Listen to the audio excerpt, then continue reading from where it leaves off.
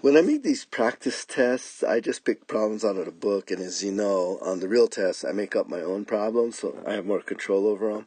And I just, look at a picture and I pick it out. This one ends up maybe being a little too easy. The one on the test won't be this easy.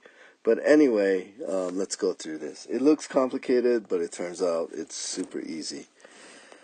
Okay, the first step in any methods of joints or even method of sections, you have to get the reactions. So here's the truss. I got lazy, I didn't draw everything in there. I just drew the outside triangle. And let me in fact draw all that in. I'm going to redraw that in. Okay, so there's a whole truss. Now you can see what it looks like. Anyway, here's the free body diagram.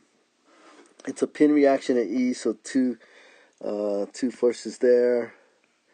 There's the one reaction at A, and the two loads, the 500 down and the 700 across. Then I just did statics. Rex plus 700 is 0, or Rex equals minus 700, which means I drew it wrong the other way. Then I took moments about E equals 0 because I wanted to get rid of those two things. So I took moments about there. And you get RAY times that distance over to there is 6. You have that 500 just goes right through E, so that doesn't have a moment. But that 700 is going counterclockwise around E, positive, and its distance, perpendicular distance to E is 4. And solving that, you get RAY is 467 newtons up.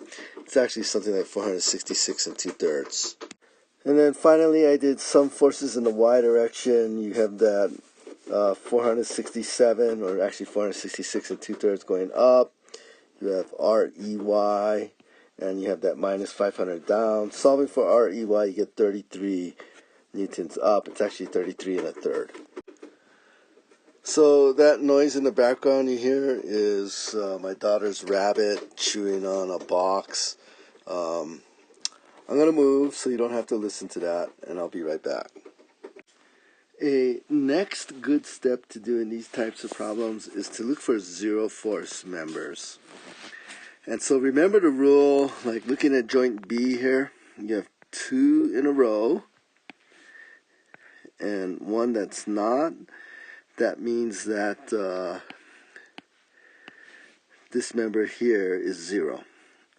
And when that member there is 0, it's like it's not even in the truss. So now you look at joint G, 2 in a row, one that's not. That means this one is 0. Well, now you look at joint C, 2 in a row, one that's not. That means this one is 0.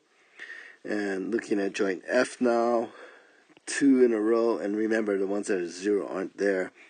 One that's not, that means this one is 0. They're all 0 on the inside. That means you don't have to solve for those. You don't even have to draw them in the picture. Okay, so the truss became very simple, just one triangle. And I drew that triangle, and again, you can't see what I did. You can just see the final answers, but I'm doing the voiceover so I can walk you through what I did. I drew the triangle, and then I drew in all the reactions that I calculated earlier.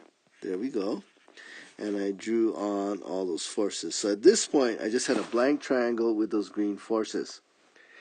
Then I just looked at this joint D right here, and like, oh, 500 down, that has to be 500 up.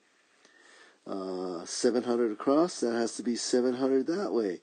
And then I immediately redrew those on the other side. And then, I just came over to this joint A. You're like, oh, 700 over, 700 across. And this was not a 3, 4, 5. It was a 4, 6 triangle, or 2, 3 square root of 13.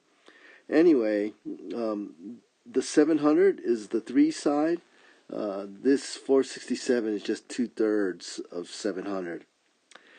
And we were done. That was it.